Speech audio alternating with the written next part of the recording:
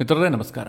ಮಿತ್ರರೇ, ಭಾರತ ಮತ್ತು ಪಾಕಿಸ್ತಾನದ ನಡುವೆ ಏನು ಸಂಘರ್ಷದ ವಾತಾವರಣ ಇದೆಯಲ್ಲ, ಈ ಸಂದರ್ಭದಲ್ಲಿ ಪಾಕಿಸ್ತಾನಕ್ಕೆ ಭಾರತದ ವಿರುದ್ಧ ಯಾವುದೇ ಶಸ್ತ್ರಾಸ್ತ್ರವನ್ನು ಎತ್ತಿ ಯುದ್ಧ ಮಾಡೋದಕ್ಕೆ ಸಾಧ್ಯ ಆಗ್ತಾ ಇಲ್ಲ. ಅವರು ಒಂದು ಕೆಲಸವನ್ನ ಮಾತ್ರ ಬಹಳ ಚೆನ್ನಾಗಿ ಮಾಡ್ತಾ ಇದ್ದಾರೆ.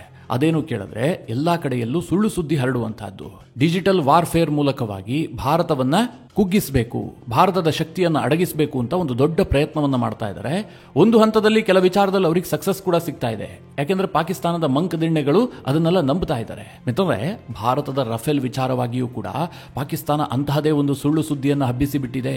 ಅವರು ಭಾರತದ ರಫೇಲ್ ಬಗ್ಗೆ ಹೇಳಿದ್ದಿದೆಯಲ್ಲ ಕತೆ, ಅದು ಬಹಳ ಇಂಟ್ರೆಸ್ಟಿಂಗ್ ಆಗಿದೆ. ನನಗೊಮ್ಮೊಮ್ಮೆ ಅನ್ಸುತ್ತೆ, ಇವರೇನಾದ್ರೂ ಬಾಲಿವುಡ್ಗೆ ಬಂದು ಸಿನಿಮಾ ಡೈರೆಕ್ಷನ್ ಮಾಡೋದಕ್ಕೆ ನಿಂತ್ಕೊಂಡ್ಬಿಟ್ರೆ ಭಾರತದ ಸಿನಿಮಾ ಡೈರೆಕ್ಟರ್ ಎಲ್ಲ ಮಕಾಡೆ ಮಲಗಿಬಿಡ್ತಾರೆ. ಅಷ್ಟು ಚೆನ್ನಾಗಿ ಕತೆ ಹೇಳ್ತಾರ್ರಿ. ಈಗ ರಫೇಲ್ ಬಗ್ಗೆಯೂ ಕೂಡ ಅಂತಹದೇ ಒಂದು ಅದ್ಭುತವಾದಂತ ಕತೆ ಹೇಳಿದ್ದಾರೆ. ಭಾರತದ ಒಂದು ರಫೇಲ್ ಅನ್ನ ಪಾಕಿಸ್ತಾನದ ವಾಯುಪಡೆ ಹೊಡೆದಾಕ್ಬಿಟ್ಟಿದೆ. ಭಾರತದ ರಫೇಲ್ಗಳು ಓಡ್ ಹೋಗ್ಬಿಟ್ವು. ಹೀಗೆಲ್ಲ ಪಾಕಿಸ್ತಾನದಲ್ಲಿ ಸುಳ್ಳು ಸುದ್ದಿಯನ್ನು ಹಬ್ಬಿಸಲಾಗ್ತಾ ಇದೆ. ಅದಕ್ಕೊಂದು ವಿಡಿಯೋವನ್ನು ಕೂಡ ರಿಲೀಸ್ ಮಾಡಿದ್ದಾರೆ. ಬಹಳ ಇಂಟ್ರೆಸ್ಟಿಂಗ್ ಆಗಿದೆ. ಅದ್ರ ಬಗ್ಗೆ ಸ್ವಲ್ಪ ನಿಮಗೆ ಡೀಟೇಲ್ ಆಗಿ ಹೇಳ್ತೀನಿ. ಪಾಕಿಸ್ತಾನ ಯಾವ ರೀತಿಯ ಕತೆ ಹೇಳಿತ್ತು, ಆದ್ರೆ ವಾಸ್ತವವಾಗಿ ಆಗಿದ್ದೇನು, ಭಾರತದ ರಫೇಲ್ಗಳು ಎಲ್ಲಿಗೆ ಹೋಗಿದ್ವು, ಪಾಕಿಸ್ತಾನ ಅದಕ್ಕೆ ಏನ್ ಮಾಡ್ತು, ಬಹಳ ಕುತೂಹಲಕಾರಿಯಾದಂತಹ ಸುದ್ದಿ. ಅದನ್ನು ನಿಮಗೆ ತಿಳಿಸುವಂತಹ ಪ್ರಯತ್ನ ಮಾಡ್ತೀನಿ. ಜೊತೆಗೆ ಮಿತ್ರರೇ, ಭಾರತ ಮತ್ತು ಪಾಕಿಸ್ತಾನದ ನಡುವೆ ಯುದ್ಧ ಆಗತ್ತೆ ಅಂತ ಹೇಳಿ ಪಾಕಿಸ್ತಾನದ ಮಂತ್ರಿಗಳು ದಿನಕ್ಕೊಂದು ಹೇಳಿಕೆ ಕೊಡ್ತಾ ಇದ್ದಾರಲ್ಲ, ಇದರಿಂದಾಗಿ ಪಾಕಿಸ್ತಾನದ ಷೇರು ಮಾರುಕಟ್ಟೆ ಪಾತಾಳಕ್ಕೆ ಕುಸಿದಿದೆ. ಆರ್ಥಿಕವಾಗಿ ಅವರು ಅಧಪತನವನ್ನು ತಲುಪುವಂತಹ ಎಲ್ಲ ಲಕ್ಷಣಗಳು ಕೂಡ ಕಂಡು ಬರ್ತಾ ಇದೆ. ಇದೆಲ್ಲದರ ಮಧ್ಯೆ ಪಾಕಿಸ್ತಾನದ ಓರ್ವ ಎಂಪಿ ಅಯೋಧ್ಯೆಗೆ ಪಾಕಿಸ್ತಾನದ ಸೈನಿಕರು ನುಗ್ಗಿ ಬಾಬ್ರಿ ಮಸೀದಿಗೆ ಇಟ್ಟಿಗೆಯನ್ನು ಇಡ್ತಾರೆ, ಅಂದ್ರೆ ಫೌಂಡೇಶನ್ ಸ್ಟೋನ್ ಅನ್ನು ಇಡ್ತಾರೆ. ಆನಂತರ ಬಾಬ್ರಿ ಮಸೀದಿಯನ್ನ ಕಟ್ಟಿ ಆದ ಬಳಿಕ ಆ ಮುಲ್ಲಾ ಜನರಲ್ ಇದನಲ್ಲ ಆಸಿಮ್ ಮುನೀರ್, ಅವನು ಬಂದು ಆಜಾನ್ ಕೂಗ್ತಾನೆ. ಹೀಗಂತ ಪಾಕಿಸ್ತಾನದ ಸಂಸತ್ನಲ್ಲಿ ನಿಂತ್ಕೊಂಡು ಒಂದು ಭಾಷಣ ಮಾಡಿದ್ದಾಳೆ. ಹೀಗೆ ಪಾಕಿಸ್ತಾನ ಮತ್ತು ಭಾರತದ ನಡುವಿನ ಈ ಸಂಘರ್ಷದಲ್ಲಿ ಒಂದಷ್ಟು ಇಂಟ್ರೆಸ್ಟಿಂಗ್ ಸುದ್ದಿಗಳಿದಾವೆ. ಅದೆಲ್ಲದನ್ನು ನಿಮಗೆ ತಿಳಿಸುವಂತಹ ಪ್ರಯತ್ನ ಮಾಡ್ತೀನಿ. ನೀವು ಈ ವಿಡಿಯೋನ ಮಿಸ್ ಮಾಡದೆ ನೋಡಿ. ಮೊದಲಿಗೆ ಮಿತ್ರರೇ, ಈ ಪಾಕ್ ಸೃಷ್ಟಿ ಮಾಡಿದಂತಹ ರಫೇಲ್ ಕಥೆಯನ್ನು ಹೇಳ್ಬಿಡ್ತೀನಿ. ಅಷ್ಟಕ್ಕೂ ಆಗಿದ್ದೇನು ಕೇಳಿದ್ರೆ, ಸದ್ಯ ಭಾರತ ಮತ್ತು ಪಾಕಿಸ್ತಾನದ ನಡುವೆ ಏನು ಸಂಘರ್ಷದ ವಾತಾವರಣ ಇದೆಯಲ್ಲ, ಭಾರತ ಎಲ್ಲ ಕಡೆಯಲ್ಲೂ ಕೂಡ ತನ್ನ ಯುದ್ಧ ವಿಮಾನವನ್ನು ನಿಯೋಜನೆ ಮಾಡಿದೆ, ರಫೇಲ್ಗಳನ್ನು ಕೂಡ ನಿಯೋಜನೆ ಮಾಡಿದೆ. ಹಾಗೆ ಏಪ್ರಿಲ್ 30ನೇ ತಾರೀಕು ಕೂಡ ಭಾರತದ ರಫೇಲ್ಗಳು LOC ಭಾಗದಲ್ಲಿ ಪೆಟ್ರೋಲಿಂಗ್ ಅನ್ನು ನಡೆಸ್ತಾ ಇದ್ವು. ಅದೇ ಸಂದರ್ಭದಲ್ಲಿ ಹೆದರಿಕೊಂಡಂತಹ ಪಾಕಿಸ್ತಾನದ ವಾಯುಪಡೆಯ ವಿಮಾನಗಳು ಭಾರತದ ವಾಯುಪಡೆಯ ವಿಮಾನಗಳ ಬಗ್ಗೆ ನಿಗಾ ವಹಿಸೋದಕ್ಕೆ ಅವರು ಕೂಡ ಗಡಿ ನಿಯಂತ್ರಣ ರೇಖೆ ಬಳಿಗೆ ಬಂದಿದ್ದಾರೆ. ಆಗ ಭಾರತದ ರಫೇಲ್ಗಳು LOCಯನ್ನು ಕ್ರಾಸ್ ಮಾಡಿ ಸ್ವಲ್ಪ POK ಪ್ರಾಂತ್ಯದಲ್ಲಿ ಒಳಗ್ ನುಗ್ಗಿದವೆ. ಭಾರತದ 4 ರಫೇಲ್ಗಳು ಮಾತ್ರ ಆ ಭಾಗದಲ್ಲಿ ಇದ್ದಿದ್ದು. ಆದರೂ ಕೂಡ ಪಾಕಿಸ್ತಾನದ ಏರ್ಫೋರ್ಸ್ನ ವಿಮಾನಗಳನ್ನ ಭಾರತದ 4 ರಫೇಲ್ಗಳು ಲಾಕ್ ಇನ್ ಮಾಡಿದವೆ, ಅಂದ್ರೆ ಲಾಕ್ ಮಾಡಿಬಿಟ್ವು. ಆ ಸಂದರ್ಭಕ್ಕೆ ಏನ್ ಮಾಡೋದು ಅಂತ ತೋಚದಂತಹ ಪಾಕಿಸ್ತಾನದ ವಾಯುಪಡೆಯ ವಿಮಾನಗಳು ವಾಪಸ್ ಹೋಗಿದವೆ. ಇದರಿಂದ ಮತ್ತಷ್ಟು ಹುಮ್ಮಸ್ಸುಗೊಂಡಂತಹ ಭಾರತೀಯ ವಾಯುಪಡೆಯ ರಫೇಲ್ ವಿಮಾನವನ್ನು ಹಾರಿಸ್ತಾ ಇದ್ದಂತಹ ಪೈಲಟ್ಗಳು ಮತ್ತಷ್ಟು ಕಾಲ POK ಪ್ರಾಂತ್ಯದಲ್ಲೇ ವಿಮಾನವನ್ನು ಹಾರಿಸಿದ್ದಾರೆ. ಆದರೆ ಭಾರತದ ರಫೇಲ್ಗಳನ್ನು ವಾಪಸ್ ಕಳುಹಿಸೋದಕ್ಕಾಗ್ಲಿ ಅದರ ಮೇಲೆ ದಾಳಿ ಮಾಡೋದಕ್ಕಾಗ್ಲಿ ಪಾಕಿಸ್ತಾನದ ಯಾವುದೇ ಒಂದೇ ಒಂದು ಯುದ್ಧ ವಿಮಾನಗಳು ಕೂಡ ಅಲ್ಲಿಗೆ ಬಂದಿಲ್ಲ. ಮಿತ್ರರೇ, ಈ ಘಟನೆಯಿಂದಾಗಿ ಪಾಕಿಸ್ತಾನದ ವಾಯುಪಡೆಗೆ ದೊಡ್ಡ ಎಂಬರಾಸ್ಮೆಂಟ್ ಆಗಿದೆ. ಅದಕ್ಕೆ ಅವ್ರು ಏನ್ ಮಾಡಿದ್ದಾರೆ ಗೊತ್ತಾ, ಒಂದು ಸುಳ್ಳು ಕಥೆಯನ್ನ ಕಟ್ಟಿದ್ದಾರೆ. ಭಾರತದ ರಫೇಲ್ಗಳು ಪಾಕಿಸ್ತಾನದ ಮೇಲೆ ದಾಳಿ ಮಾಡೋದಕ್ಕೆ ಬಂದ್ಬಿಟ್ಟಿದ್ವು, ಆದ್ರೆ ಪಾಕಿಸ್ತಾನದ ವಾಯುಪಡೆಯ ಯುದ್ಧ ವಿಮಾನಗಳು ಅವುಗಳನ್ನ ಅಟ್ಟಾಡಿಸಿಕೊಂಡು ಓಡಿಸ್ಬಿಟ್ಟಿದ್ದಾವೆ.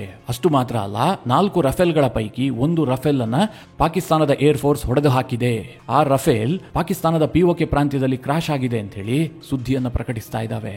ಅದಕ್ಕೆ ಪಾಕಿಸ್ತಾನದ ವಾಯುಪಡೆ ಏನ್ ಮಾಡಿದ್ ಗೊತ್ತಾ, ಭಾರತದ ಒಂದು ಯುದ್ಧ ವಿಮಾನ ಕ್ರಾಶ್ ಆದಂತಹ ವಿಡಿಯೋವನ್ನು ಕೂಡ ರಿಲೀಸ್ ಮಾಡಿದೆ. ಇದು ಬಹಳ ಕಾಡ್ಗಿಚ್ಚಿನಂತೆ ಸುದ್ದಿ ಹರಡಬಿಡ್ತು. ಪಾಕಿಸ್ತಾನದ ಮಾಧ್ಯಮಗಳಲ್ಲೂ ಕೂಡ ಇದು ಸುದ್ದಿ ಆಗೋದಕ್ಕೆ ಶುರುವಾಯಿತು. ಅಂತಾರಾಷ್ಟ್ರೀಯ ಮಾಧ್ಯಮಗಳಲ್ಲೂ ಕೂಡ ಪಾಕಿಸ್ತಾನ ರಫೇಲ್ ಅನ್ನು ಹೊಡೆದಿರೋದಾಗಿ ಕ್ಲೈಮ್ ಮಾಡ್ತಾ ಇದೆ, ಭಾರತ ಇದನ್ನ ಡಿನೈ ಮಾಡ್ತಾ ಇದೆ ಅಂತ ಸುದ್ದಿ ಪ್ರಕಟಗೊಳ್ಳೋದಕ್ಕೆ ಶುರುವಾಯಿತು. ಆಗ ಮಿತ್ರರೇ, ಭಾರತದ PIB ಫ್ಯಾಕ್ಟ್ ಚೆಕ್ ವಿಭಾಗ ಇದ್ರ ಬಗ್ಗೆ ಕೆಲಸ ಆರಂಭಿಸಿತು. ಇದರ ಸತ್ಯ ಏನು, ಪಾಕಿಸ್ತಾನ ಏನ್ ಹೇಳ್ತಾ ಇದೆ, ಅಲ್ಲಾಗಿದ್ದೇನು ಅಂತ. ಆವಾಗ ಗೊತ್ತಾಯ್ತು, ಪಾಕಿಸ್ತಾನ ಏನು ವಿಡಿಯೋ ರಿಲೀಸ್ ಮಾಡಿದೆ ಅದು ಭಾರತದ ಏರ್ ಕ್ರಾಫ್ಟ್ ಕ್ರಾಶ್ ಆಗಿರುವಂತಹ ವಿಡಿಯೋ ನಿಜ. ಆದ್ರೆ ಅದು 2024ರಲ್ಲಿ ಮಹಾರಾಷ್ಟ್ರದಲ್ಲಿ ಸುಕೋಯಿ ವಿಮಾನ ಕ್ರಾಶ್ ಆಗಿತ್ತು. 1 ವರ್ಷ ಹಳೆಯ ವಿಡಿಯೋ. ಅದನ್ನು ಸಾಮಾಜಿಕ ಜಾಲತಾಣದಿಂದ ಎತ್ಕೊಂಡು ಪಾಕಿಸ್ತಾನದವರು ವೈರಲ್ ಮಾಡ್ತಾ ಇದ್ದಾರೆ, ನಾವು ರಫೇಲ್ ಅನ್ನು ಹೊಡೆದು ಬಿಟ್ವಿ ಅಂತ. ಅದು 2024ರಲ್ಲಿ ಸುಕೋಯಿ ವಿಮಾನ ಬಿದ್ದಂತಹ ಒಂದು ವಿಡಿಯೋ. ಅದನ್ನೇ ಇಟ್ಕೊಂಡು ಈಗ ಪಾಕಿಸ್ತಾನದ ವಾಯುಪಡೆ ತಮಗಾದಂತಹ ಮುಖಭಂಗವನ್ನ ಮುಚ್ಚಿಕೊಳ್ಳೋದಕ್ಕೆ ಪ್ರಯತ್ನ ಮಾಡ್ತಾ ಇದ್ದಾರೆ ಎನ್ನುವಂಥದ್ದು ಗೊತ್ತಾಯ್ತು.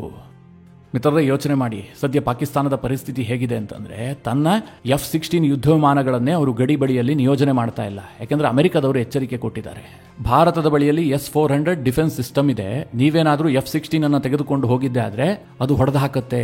ಇದರಿಂದಾಗಿ ಅಮೆರಿಕದ ಡಿಫೆನ್ಸ್ ಹಾರ್ಡ್ವೇರ್ ಬಗ್ಗೆ ನೆಗೆಟಿವ್ ಇಂಪ್ರೆಷನ್ ಮೂಡುತ್ತೆ. ನೀವೇ ಯೋಚನೆ ಮಾಡಿ, ಅಮೆರಿಕದ F-16 ಅನ್ನ S-400 ಹೊಡೆದು ಹಾಕಿದ್ದೆ ಆದ್ರೆ ಅಮೆರಿಕಾಗೆ ಎಂತಹ ಮುಖಭಂಗ ಆಗುತ್ತೆ. ಅದು ಪಾಕಿಸ್ತಾನಕ್ಕೆ ಮಾತ್ರ ಮುಖಭಂಗ ಅಲ್ಲ, ಅಮೆರಿಕಕ್ಕೆ ಮುಖಭಂಗ.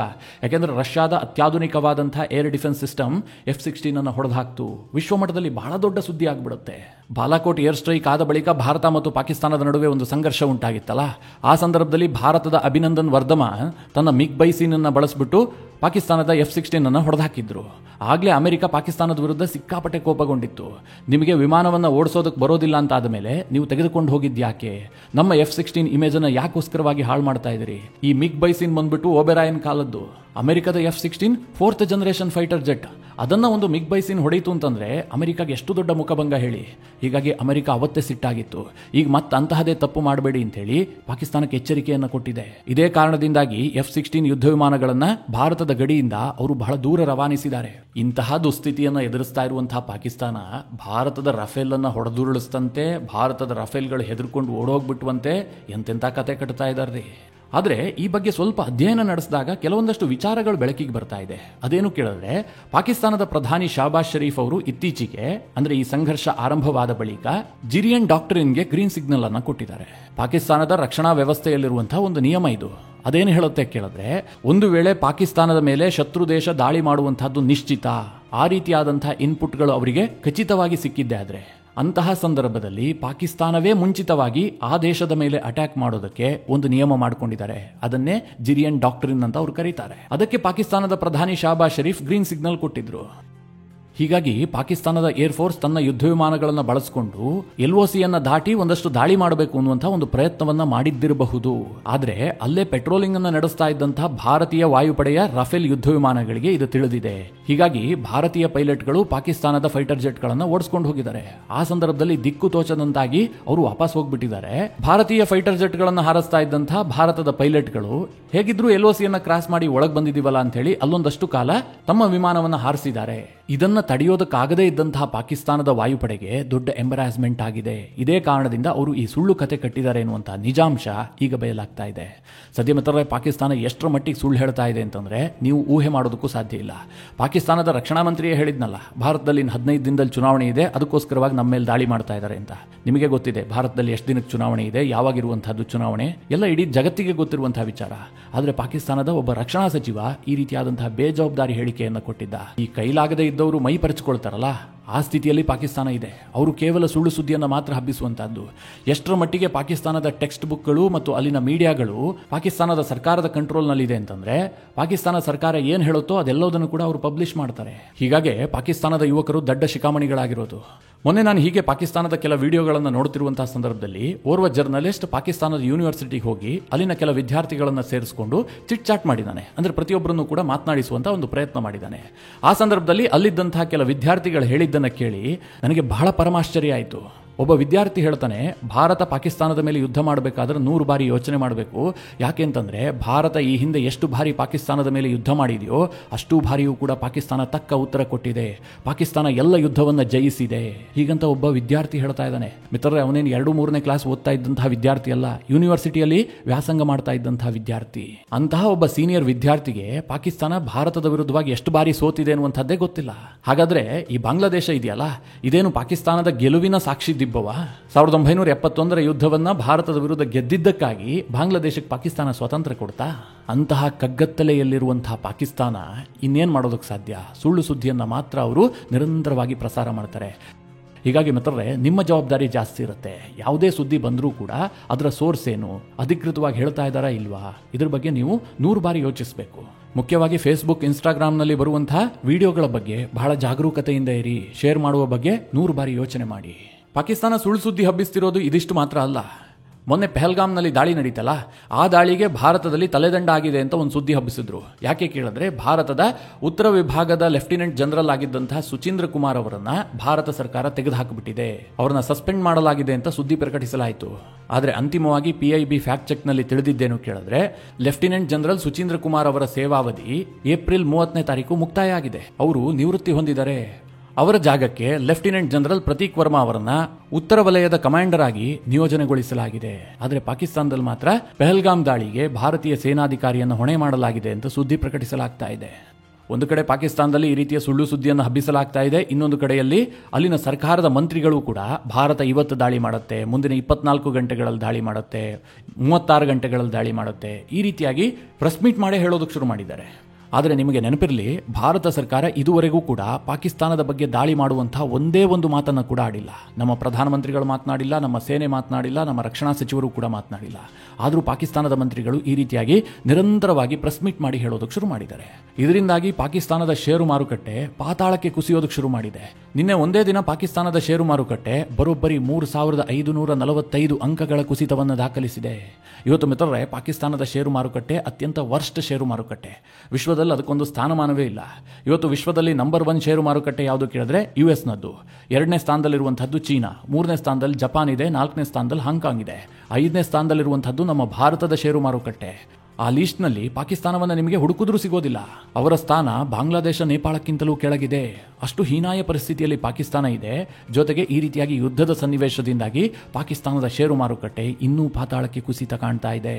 ಮಿತ್ರರೇ, ನನಗನ್ಸುತ್ತೆ ಭಾರತ ಏನು ಯುದ್ಧ ಮಾಡೋದು ಬೇಕಾಗಿಲ್ಲ. ನಮ್ಮ ಸೈನಿಕರು ಗಡಿಯಲ್ಲಿ ನಿಂತ್ಕೊಂಡು ಒಂದು 4 ಸಲ ಮೈ ಕೊಡುವುದರೆ ಸಾಕು, ಪಾಕಿಸ್ತಾನ ಉದುರೋಗ್ಬಿಡುತ್ತೆ. ಆ ಪರಿಸ್ಥಿತಿಯಲ್ಲಿ ನಿರ್ಮಾಣ ಆಗ್ತಾ ಇದೆ. ಆದರೆ ಪಾಕಿಸ್ತಾನದ ಹುಂಬತನಕ್ಕೆ, ಅವರ ಮತಾಂಧತೆಗೇನು ಕೊರತೆ ಇಲ್ಲ.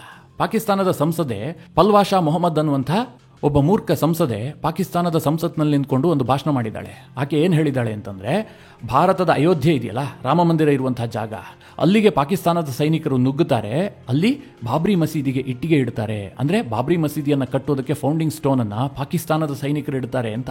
ಅಂದರೆ ನಮ್ಮ ಅಯೋಧ್ಯೆ ರಾಮ ಮಂದಿರವನ್ನು ಕೆಡವಿ ಅವರು ಬಾಬ್ರಿ ಮಸೀದಿಯನ್ನು ನಿರ್ಮಾಣ ಮಾಡ್ತಾರಂತೆ. ಏನು ಕನಸು ಕಾಣ್ತಾರ್ರಿ ಕಿತ್ತೋದ ನಾಲಾಯಕಗಳು. ಹೊತ್ತಿನ ಊಟಕ್ಕೆ ಗತಿ ಇಲ್ಲ, ಇವರು ಬಾಬ್ರಿ ಮಸೀದಿ ಕಟ್ತಾರಂತೆ. ಅಬ್ಬಬ್ಬಾ, ಅಷ್ಟು ಮಾತ್ರ ಆಕೆ ಹೇಳಿಲ್ಲ, ಅದಕ್ಕೆ ಮುಂದುವರೆದು ಹೇಳ್ತಾಳೆ, ಆಸಿಮ್ ಮುನೀರ್ ಇದಾನಲ್ಲ, ಆತ ಬಂದು ಆ ಬಾಬ್ರಿ ಮಸೀದಿಯಲ್ಲಿ ಮೊದಲ ಆಜಾನ್ ಕೂಗ್ತಾನಂತೆ. ನಾನು ಮೊನ್ನೆಯಿಂದಲೂ ಒಂದು ಪದ ಬಳಸ್ತಾ ಇದ್ದೆ, ಆತ ಆಸಿಮ್ ಮುನೀರ್ ಅಲ್ಲ, ಮುಲ್ಲಾ ಮುನೀರ್ ಅಂತ. ಈಗ ಅದನ್ನ ಪಾಕಿಸ್ತಾನವೇ ಸತ್ಯ ಅಂತ ಪ್ರೂವ್ ಮಾಡಿದೆ. ಯಾಕೆಂದ್ರೆ ಪಾಕಿಸ್ತಾನದ ಸಂಸದೆಯೇ ಹೇಳ್ತಾ ಇದ್ದಾಳಲ್ಲ, ನಮ್ಮ ಸೇನಾ ಮುಖ್ಯಸ್ಥ ಹೋಗಿ ಅಲ್ಲಿ ಆಜಾನ್ ಕೂಗ್ತಾನೆ ಅಂತ. ಅಲ್ಲಿಗೆ ಆತ ಪಾಕಿಸ್ತಾನದ ಸೇನಾ ಜನರಲ್ ಅಲ್ಲ, ಮುಲ್ಲಾ ಜನರಲ್ ಅನ್ನುವಂಥದ್ದು ಪಕ್ಕ ಆಗ್ತಾ ಇದೆಯಲ್ವಾ. ಅವ್ರು ಹೀಗೆ ಕನಸು ಕಾಣ್ತಾ ಇರಲಿ, ಸುಳ್ಳು ಸುದ್ದಿಯನ್ನು ಹಬ್ಬಿಸ್ತಾ ಇರಲಿ. ಇಡೀ ಜಗತ್ತಿಗೆ ಪಾಕಿಸ್ತಾನದ ಸತ್ಯ ದರ್ಶನ ಕೆಲವೇ ಗಂಟೆಗಳಲ್ಲೂ ಆಗಬಹುದು, ಕೆಲವೇ ದಿನಗಳಲ್ಲಿ ಬೇಕಾದರೂ ಆಗಬಹುದು. ಮಿತ್ರರೇ, ಈ ಎಲ್ಲ ವಿಚಾರಗಳ ಬಗ್ಗೆ ನಿಮ್ಮ ಅನಿಸಿಕೆ, ಅಭಿಪ್ರಾಯಗಳೇನು? ಕಮೆಂಟ್ ಮಾಡುವ ಮೂಲಕ ನಮಗೆ ತಿಳಿಸಿ. ಹಾಗೆ ನಿಮಗೆ ಈ ವಿಡಿಯೋ ಇಷ್ಟವಾದರೆ ಲೈಕ್ ಮಾಡಿ. ಜೊತೆಗೆ ನೀವಿನ್ನೂ ನಿಮ್ಮ ನೆಚ್ಚಿನ ಸಂಸ್ಕಾರ ಸೌರಭ ಯೂಟ್ಯೂಬ್ ಚಾನಲ್ನ ಸಬ್ಸ್ಕ್ರೈಬ್ ಮಾಡಿಲ್ಲ ಅಂತಾದರೆ ಈ ಕೂಡಲೇ ಸಬ್ಸ್ಕ್ರೈಬ್ ಮಾಡಿ. ಮುಂದಿನ ಎಲ್ಲ ಅಪ್ಡೇಟ್ಗಳ ನೋಟಿಫಿಕೇಷನ್ಗಾಗಿ ಬೆಲ್ ಐಕಾನ್ ಒತ್ತಿ.